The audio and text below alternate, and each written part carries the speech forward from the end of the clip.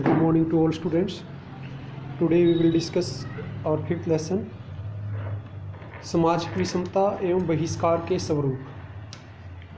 से आपका first question बनेगा ये, सामाजिक असमानता किसे कहते हैं। समाज में विभिन्न प्रकार के लोग होते हैं। विभिन्न प्रकार से मतलब है कि कुछ ज़्यादा अमीर होते हैं, गरीब होते हैं। कुछ ऐसे लोग होते हैं जिनकी समाज में प्रतिष्ठा बहुत ज़्यादा होती है, जिनकी प्रतिष्ठा कम होती है। ठीक है, तो समाज में असमानता पाई जाती है। समाज के सभी व्यक्ति बराबर नहीं हैं, यह है सामाजिक असमानता। ठीक, अब इसमें ये क्या कहता है, सामाजिक विषमता एवं बहिष्कार हमारे दैनिक जीवन में प्राकृतिक वास्तविकता है, इट्स रियलिटी। ठीक है, ये सच्चाई है, वास्तविकता है कि समाज में विषमताएं और बहिष्कार पाए जाते हैं।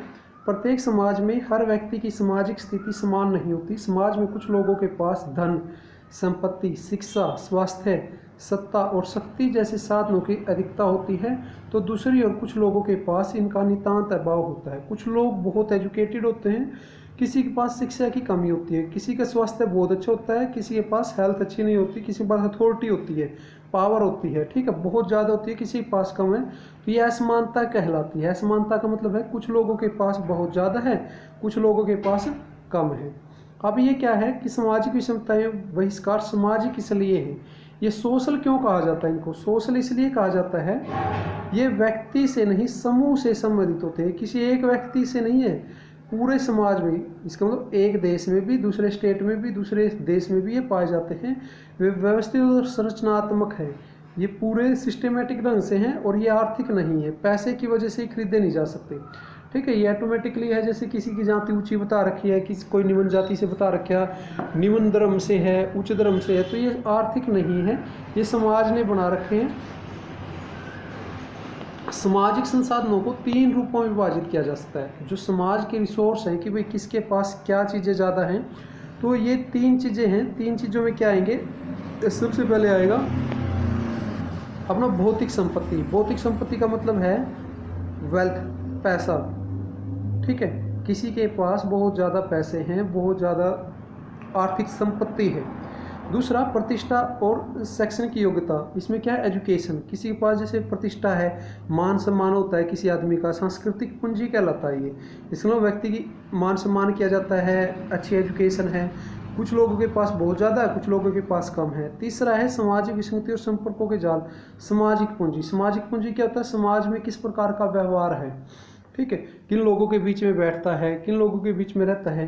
फिर सामाजिक विषमता का मतलब है कि इन तीनों चीज़ों में, किसमें, भौतिक संपत्ति में, प्रतिष्ठा में, सांस्कृतिक पूंजी में, आर्थिक पूंजी में और सामाजिक पूंजी में असमानता है। कुछ लोगों के पास ये बहुत ज़्यादा है, कुछ लोगों के पास कम है, उनकी पहुँच के बाहर है।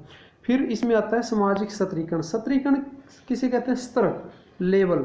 हमारा समाज भी लेवल में बटा हुआ है। लेवल क्या होता है, एक निम्न लेवल, निचला स्तर, मध्यम स्तर, उच्च स्तर।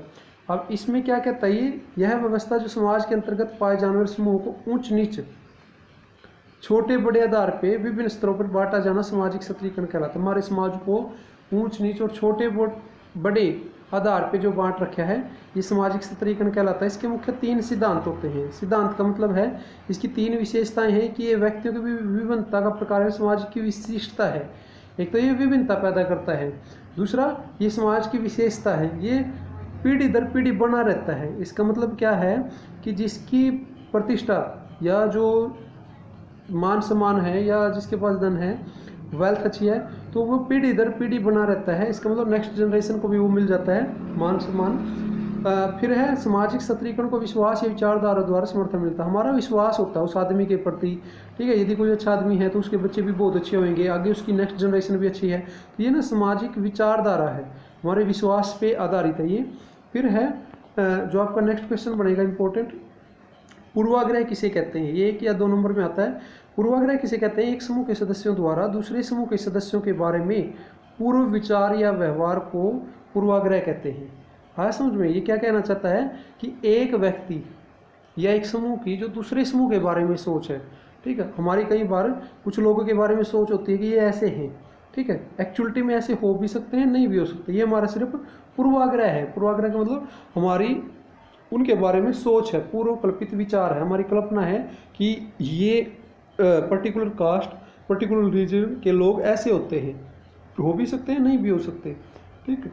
फिर है पूर्वाग्रह अपरिवर्तनीय, कठोर एवं रूढ़िवादी धारणाओं पर आधारित होते हैं। जो हमारे पूर्वाग्रह होते हैं वो ना बहुत कठोर होते हैं, हमारा जो विश्वास बन जाता है ना किसी आदमी के प्रति कि ऐसा है, ठीक है, तो हमारा एक बिलीव बन जाता है, एक धारणा बन जाती है, और अपरिवर्तनीय वो आसानी से चेंज नहीं हो सकती, उसको परिवर्तित नहीं की जा सकती। हमारे मन में किसी व्यक्ति के प्रति या किसी समूह के प्रति जो विचार बन जाते हैं कि नहीं ये अच्छा है ये बुरा है, तो आसानी से हम अपने विचारों को परिवर्तित नहीं कर सकते। ये कहना चाहता है पूर्वाग्रह जो अपरिवर्तनीय, कठोर एवं रूढ़िवादी धारणाओं पर आधारित होते हैं। फिर है रूढ़िवादी धारणाएं क्या होती है, जो लोक विश्वास समूह स्वीकृत कोई अचल विचार या भावनाएं जो शाब्दिक संवेग युक्त होती है, जो रूढ़ धारणा कहलाती है। ज़्यादातर महिलाओं के बारे में, जातीय प्रजातियों के बारे में प्रयोग किया जाता है। देखो बेसिकली रूढ़ि धारणाएं क्या होती है, बेसिकली हमारे मन में जो पुराने विचार होते हैं, ठीक है, जैसे महिलाएं नौकरियां नहीं कर सकती, ठीक, या ये ज़्यादा इमोशनल होती हैं, ठीक, जो हमारे विचार होते हैं प्रजातीय आदिवासी लोगों के बारे में विचार है कि ये सभ्य नहीं है, ये अवेयर नहीं है, एजुकेटेड नहीं है, इस प्रकार के जो विचार होते हैं वो रूढ़िवादी धारणाएं होती हैं। बल्कि समाज में जो परिवर्तन आ रहा है उसके प्रति लोगों की सोच में परिवर्तन आ रहा है। अब आता है भेदभाव किसे कहते हैं। भेदभाव का मतलब किसी व्यक्ति को ऊंचा समझना, किसी को नीचा समझना, किसी समूह के सदस्यों को उनके लिए लिंग, जाति, धर्म के आधार पर अवसरों या सुविधाओं से वंचित रखना। भेदभाव क्या होता है, कुछ लोगों को वो सुविधाएं ज़्यादा देना, कुछ लोगों को कम देना, भेदभाव कहलाता है। अब है सामाजिक बहिष्कार। अब बहिष्कार किसे कहते हैं, बहि प्लस स्कार, बहि का मतलब बाहर, स्कार का मतलब होता है निकालना, बाहर निकाल देना। कुछ ऐसे तौर तरीके, यदि कोई व्यक्ति समाज के नियमों को तोड़ता है या समाज से अलग कार्य करता है तो उस व्यक्ति को समाज में घुलने मिलने से रोक दिया जाता है, समाज से बाहर निकाल दिया जाता है। ठीक है, यह आकस्मिक न होकर व्यवस्थित और अनैच्छिक होता है। अनैच्छिक क्यों होता है, कोई व्यक्ति ये नहीं चाहता कि वो समाज से बाहर निकले। ठीक है, यदि कोई तौर तरीके ऐसे कार्य जो समाज में समाज के रूल रेगुलेशन को तोड़ता है और उसको समाज में फिर क्या होता है, पूरी तरह से उसको घुलने मिलने से समाज में रोका जाता है या अलग रखा जाता है, उसको सामाजिक बहिष्कार कहते हैं।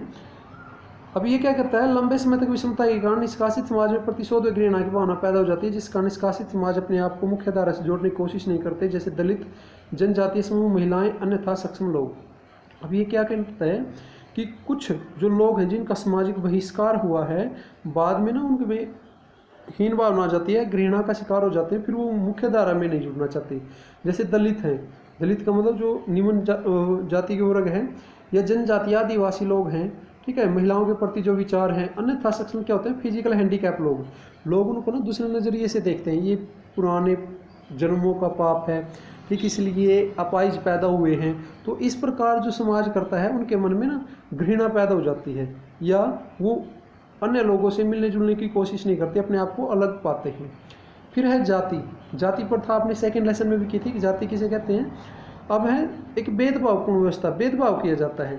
जाति जन्म से ही निर्धारित होती है, न कि उसके मनुष्य क्या स्थिति है। देखो एक आदमी अपनी योग्यता से कुछ भी बन सकता है, डॉक्टर बन सकता है, इंजीनियर बन सकता है, लेकिन जो जाति है जाति को नहीं बदल सकता। ठीक है, वह अपना मान सम्मान पा सकता है, लेकिन जाति जन्म से ही निर्धारित होती है। जिस जाति में जन्म लिया वह उसकी स्थिति वही रहेगी। जाति अवस्था व्यक्तियों को व्यवसाय निर्धारित करती है। ये भी एक विशेषता है जाति की कि सभी जातियों का अपना ना व्यवसाय होता है। ठीक है, बेसिकली जैसे लोहार लोहे का काम करेगा, सुनार सोने का काम करेगा, ठीक है, कुंभकार गड़े बनाने का काम करेगा। तो बेसिकली सभी जातियाँ व्यवसाय पर आधारित थी। फिर क्या कहता है, ये सामाजिक व आर्थिक परिस्थिति एक दूसरे के अनुरूप होती है। जो जिस जाति में जन्म लेता है लोगों के विचार उसके प्रति वैसे ही हो जाते हैं।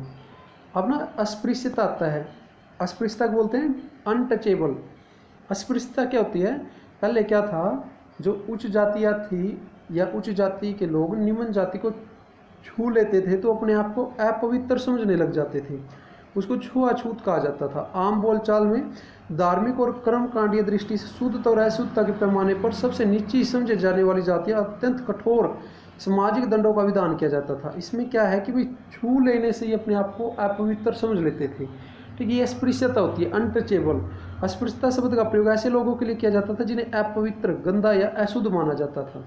ठीक है, कुछ अपने समाज में ऐसी निम्न जातियाँ समझी जाती थी जिन्हें अपवित्र, गंदा और अशुद्ध माना जाता था, उन लोगों को कुओं में, मंदिरों में, सार्वजनिक स्थानों पर प्रवेश नहीं करने दिया जाता था।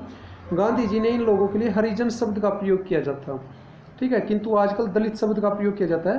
पहले इनको हरिजन बोला जाता था, आजकल इनको दलित बोला जाता है। दलित शब्द का अर्थ होता है पैरों से कुचला हुआ, इसका मतलब उन लोगों का बहुत ज़्यादा शोषण हुआ है। भारतीय संविधान 1956 के अनुसार जाति अस्पृश्यता निषेध है। यदि जाति के अनुसार छूना अपवित्र माना जाता है तो ये एक कानून बना हुआ है, ठीक है, संविधान में निषेध है, संविधान में मना कर रखा है कि भाई कोई भी अस्पृश्यता नहीं करेगा, नहीं अपनाएगा। अस्पृश्यता के आयाम क्या होते हैं, अस्पृश्यता में क्या क्या चीज़ें आती हैं, ठीक है। बेसिकली जो अस्पृश्यता है, बहिष्कार, उन लोगों को, जैसे यदि उदाहरण लें तो निम्न जातियों को, ऊंची जाति की जब शादियाँ होती थी, समारोह होते हैं, तो उनमें उपस्थित नहीं हो सकते थे, भाग नहीं ले सकते थे। जो धार्मिक उत्सव थे उन पर ना निम्न कार्य सौंपे जाते थे, जैसे डोल बजाना इत्यादि। अनादर और अधीनता सूचक, उनको ना उनकी कास्ट के नाम से पुकारा जाता था, ठीक है। अब ये है कि जब भी जाएं सिर झुकाकर जाना है, साफ कपड़े नहीं पहनने देते थे, ठीक है, जूतों को उतार कर हाथ में पकड़ कर ले जाना था। तो इस प्रकार का उनको अनादर किया जाता था, शोषण, उन्होंने शोषण किया जाता था। कई बार क्या होता था, बिना मजदूरी दिए ही कार्य कराया जाता था या बहुत कम मजदूरी दी जाती थी। दलित क्या है, दलित शब्द का अर्थ होता है पैरों से कुचला हुआ, जिनका बहुत ज़्यादा शोषण हुआ है, एक्सप्लॉयटेशन हुआ है। अब इन्होंने क्या किया, जातियों जनजातियों के प्रति भेदभाव मिटाने के लिए क्या क्या कदम उठाए गए हैं। अनुसूचित जाति और जनजाति है, राज्य और केंद्रीय विधानमंडलों में आरक्षण दिया गया है, सरकारी नौकरी में भी आरक्षण दिया गया है, ठीक है। जो जिन जातियों के साथ शोषण हुआ, एक्सप्लॉयटेशन हुआ, उनको नौकरियों में आरक्षण दिया जाता है। रिजर्व सीटें की गई हैं, इसका मतलब 100 सीटें निकलेंगी तो 10 जो जिन कास्ट का, जिन जातियों का एक्सप्लॉयटेशन हुआ तो 10 सीटें उनको जरूरी मिलेंगी, रिजर्व कर दी, ठीक है। अस्पृश्यता का उन्मूलन, ये कानून बना रखे, अपराध है ये, 1850 का जातीय नियोक्ता निवारण अधिनियम, ये कानून बना रखे। अनुसूचित जाति और अनुसूचित जनजाति अस्पृश्यता उन्मूलन कानून 1989 में भी कानून बनाया, उनको सजा का प्रावधान है। उच्च शैक्षिक संस्थानों में 93 संशोधन के अंतर्गत अन्य पिछड़ा वर्ग को भी, जो ओबीसी में आते हैं, अदर बैकवर्ड कास्ट, ठीक है, जो बीसी में आते हैं, उनको भी आरक्षण दिया गया है। कि गैर सरकारी प्रयास में सामाजिक आंदोलन स्वाद, ये किस वजह से हुए, क्योंकि कुछ लोगों ने, जैसे ज्योतिबा फुले, योतिदास पेरियार, सर सैयद अहमद खान, अंबेडकर, महात्मा गांधी, राजा राममोहन राय का अत्यधिक महत्वपूर्ण योगदान रहा।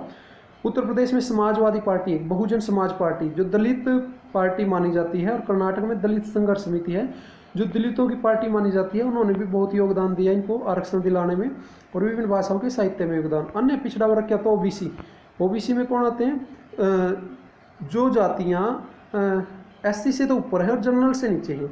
इसका मतलब क्या, जो शिक्षा या अन्य संसाधनों में पिछड़ी हुई है, सामाजिक और शैक्षिक रूप से पिछड़ी जातियों का वर्ग जो अन्य पिछड़ा वर्ग कहलाता है, ठीक है। इसमें सेवा करने वाले सीपी वर्ग के लोग शामिल होते हैं। इसमें ना मीडियम कास्ट आती है।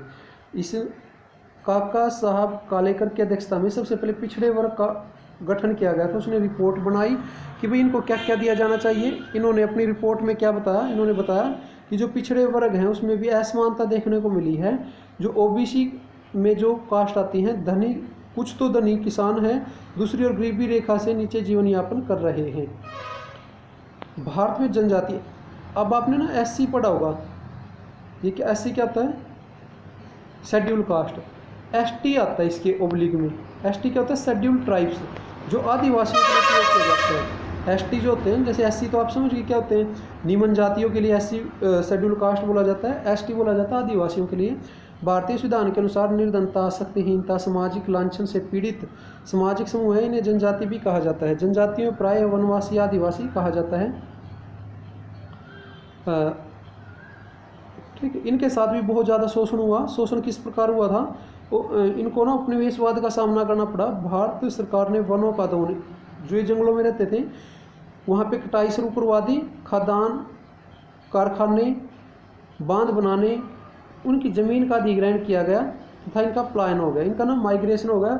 इनको ना जैसे इनकी ज़मीनें खरीद ली गई और इनको माइग्रेशन कर दिया गया शहरों में।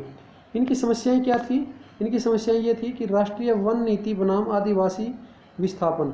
इसमें क्या था कि देश के विकास के नाम पे इनके साथ धोखा हुआ। आदिवासी क्षेत्रों में सघन औद्योगिक नीति अपनाई गई, वहाँ पे बहुत सारी इंडस्ट्री खोली गई जहाँ पे ये रहते थे, इनके घर बार जमीनें छीन ली गई। आदिवासियों ने सजातीय राजनीतिक जागरूकता के दर्शन। स्त्रियों के अधिकार, अब पढ़ेंगे हम महिलाओं से संबंधित क्या क्या अधिकार हैं, उनकी स्थिति में किस प्रकार का सुधार किया गया। ठीक है, स्त्री पुरुष में असमानता सामाजिक न कि प्राकृतिक। ये क्या कहना चाहता है कि भाई जो असमानता है ये समाज ने बना रखी है। ठीक है, लड़कों को ज़्यादा प्रेफरेंस देना, लड़कियों को कम प्रेफरेंस देना। ठीक है, दुनिया या देश में ऐसे भी समाज है जहाँ परिवारों में महिलाओं की सत्ता व्याप्त है। जैसे केरल है, केरल में ना एक परिवार रहते हैं, जिस केरल के नायर परिवार है, उनमें ना महिलाओं की अथॉरिटी होती है। मेघालय में खासी जनजाति है, ये महिलाओं के जो कुछ, ये क्या कहना चाहता है कि जो ज़मीन होती है कुछ राज्यों में तो पुत्र के नाम होती है। ठीक है, कुछ स्टेट ऐसे हैं जहाँ पे संपत्ति या ज़मीन है वो बेटियों के नाम होती है। इसका मतलब क्या, अथॉरिटी है जो महिलाओं की है, और वो जो अपनी रिस्पॉन्सिबिलिटी है बहुत अच्छे तरीके से निभाती हैं। इस प्रकार हम कह सकते हैं कि ये जो सामाजिक है, जो असमानता, ये सामाजिक है न कि प्राकृतिक। इसका मतलब ये भगवान ने नहीं बना रखी है असमानता, इस समाज ने ऊंच नीच बना रखी है। ठीक है, जो भेदभाव किया जाता है। राजा राम मोहन राय ने इनके दशा सुधारने के लिए, महिलाओं की स्थिति सुधारने के लिए बहुत बड़ा योगदान दिया था। इसने विधवा पुनर्विवाह का समर्थन किया। ज्योतिबा फुले ने जातीय और लैंगिक अत्याचारों के विरोध आंदोलन किया था। सर सैयद अहमद खान ने मुस्लिम महिलाओं में सुधार किया था। स्वामी दयानंद सरस्वती ने शिक्षा में योगदान दिया। रानाडे ने फिर पुनर्विवाह पर जोर दिया। ताराबाई सिंधे थी एक, इन्होंने कहा कि स्त्री पुरुष तुलना नाम की पुस्तक लिखी थी, जिसमें पुरुषों को ऊंचा दर्जा देने की बात कही गई थी, गलत तरीके से पुरुषों को ऊंचा दर्जा देने की बात कही गई। फिर एक बेगम रोकेया सखावत हुसैन थी, जिसने सुल्ताना ड्रीम्स लिखी थी, सुल्ताना ड्रीम्स नाम की किताब लिखी।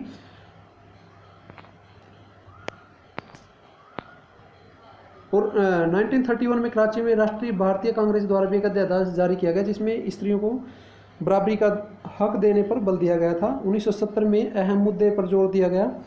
ठीक है, फिर आपका नेक्स्ट और लास्ट क्वेश्चन बनता है आपका असक्षमता या विकलांगता। असक्षमता क्या होती है?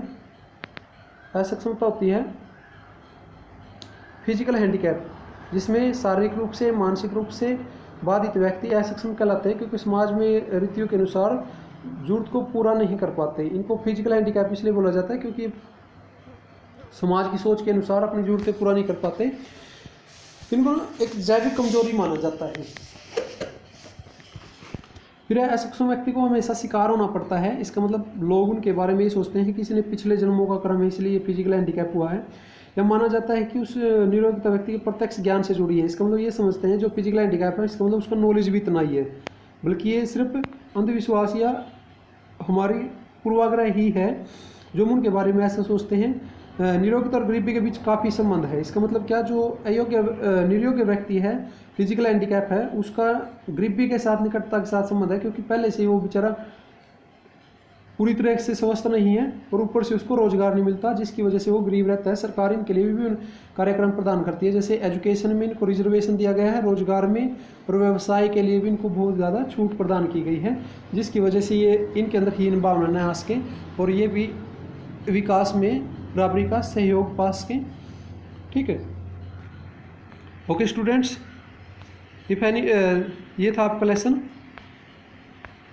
सामाजिक विषमताएं बहिष्कार के स्वरूप। ठीक है, ये आपको लिखना भी है नोटबुक में और याद भी करना है। यदि आपको कोई भी समस्या आती है यू कैन आस्क, आप पूछ सकते हैं किसी भी टाइम। ठीक है, थैंक्स स्टूडेंट्स, ओके।